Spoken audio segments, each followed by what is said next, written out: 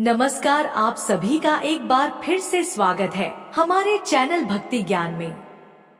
आप सभी को सावन सोमवार की हार्दिक शुभकामनाएं। आइए सावन सोमवार के दिन सुनते हैं भगवान शिव की एक बहुत ही सुंदर कथा। कर्नाटक में एक योगी अपनी बूढ़ी माँ के साथ रहा करते थे। उनकी माँ काशी जाना चाहती थी, जिससे वह काशी विश्वनाथ जाकर भगवान शिव की गोद में अपने प्राण त्याग सके।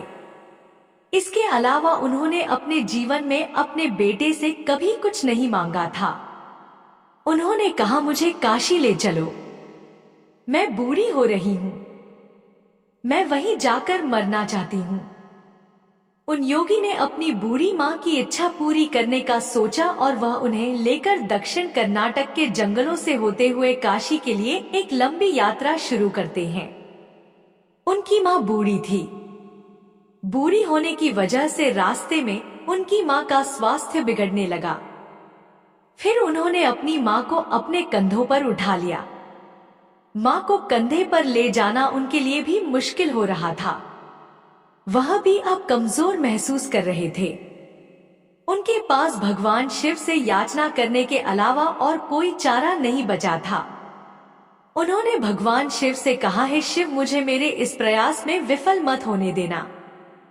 बस यही एक चीज है जो मेरी माँ ने मुझसे मांगी है। कृपा करके इसे पूरा करने में मेरी मदद करें। मैं इन्हें काशी ले जाना चाहता हूँ। हम वहां सिर्फ आपके लिए ही आ रहे हैं। कृपया करके मुझे ताकत दीजिए। और भगवान शिव से ऐसी याचना करके जैसे ही उन्होंने चलना शुरू किया तो पीछे से एक घंटी की आवाज सुनाई दी, जैसे कोई बैलगाड़ी आ रही हो। उन्हें धुंध से उभरती हुई एक बैलगाड़ी दिखाई दी, जिसे एक बैल खींच रहा था, जो थोड़ा अजीब था क्योंकि एक ही बैल वाली बैलगाड़ी छोटे रास्तों के लिए होती है। जब सफर लंबा और जंगली इलाके से होता हो तो हमेशा दो बैलों वाली ही गाड़ी होती है। लेकिन उन्हें क्या था, वो थके थे, तो उन्होंने इस बात को नजरअंदाज कर दिया और इसकी परवाह नहीं की। जैसे ही वह गाड़ी पास आई, वो चालक को नहीं देख पाए क्योंकि चालक ने बहुत कुछ ओढ़ रखा था और बाहर धुंध भी थी। उसने कहा, मेरी माँ बीमार है, क्या हम आपकी खाली गाड़ी में यात्रा कर सकते हैं? अंदर बैठे हुए व्यक्ति ने सिर हिला के कहा, हाँ। वे दोनों उस गाड़ी में बैठ गए और बैलगाड़ी आगे चलने लगी। कुछ समय बाद उस योगी का ध्यान इस बात पर गया कि जंगली रास्ता होने के बावजूद भी बैलगाड़ी बहुत आसानी से आगे बढ़ती जा रही है। तब उन्होंने नीचे देखा और पाया कि पहिए घूम ही नहीं रहे। वे तो रुके हुए हैं पर गाड़ी आगे बढ़ रही है। तब उन्होंने बैल की तरफ देखा और पाया कि बैल भी बैठा हुआ है, पर बैलगाड़ी चल रही थी। तब उन्होंने चालक की ओर देखा और देखा कि वहां सिर्फ कपड़ा ही था और फिर उसने अपनी माँ की ओर देखा। माँ ने कहा, अरे पागल, हम पहुंच गए हैं, अब कहीं और जाने की जरूरत नहीं, यही वो जगह है, अब मुझे जाने दो। इतना कहकर माँ ने शरीर छोड़ दिया। बैल, बैलगाड़ी और चालक सब गायब हो गए और फिर वो योगी अपने गांव लौट आया।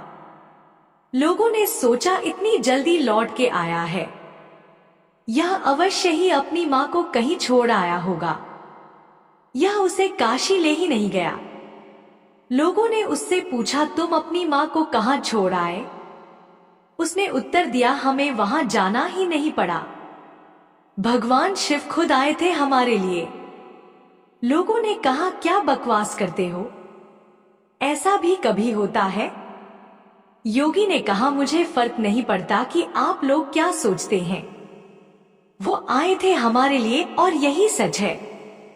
मेरा जीवन ज्योतिर्मय हो गया है और मैं अपने अंतर में जाना चाहता हूँ। अगर आप मेरी बात नहीं मानते तो आप ही जाने। लोगों ने कहा, ठीक है, लेकिन हमें कुछ ऐसा दिखाओ कि हम माने कि तुमने भगवान शिव को देखा है और वो सच में तुम्हारे लिए आए थे। योगी ने कहा, मैं नहीं जानता, मैंने उन्हें नहीं देखा, मुझे सिर्फ एक कपड़ा दिखाई दिया। वहां कोई चेहरा नहीं था, वहां कुछ नहीं था, वो खाली था। फिर अचानक लोगों ने देखा कि वो योगी भी वहां नहीं थे। अब सिर्फ वहां उनके कपड़े ही दिखाई पड़ रहे थे। और फिर वो दक्षिण भारत के एक महान संत बने और फिर जहां भी वह जाते लोग उन्हें बिना चेहरे वाले योगी के नाम से जानने लगे। तो यह थी भगवान शिव की एक बहुत ही सुंदर कथा। आपको यह कथा कैसी लगी कमेंट करके जरूर बताएं। साथ ही मेरे चैनल भक्ति ज्ञान को सब्सक्राइब करना ना भूलें। धन्यवाद।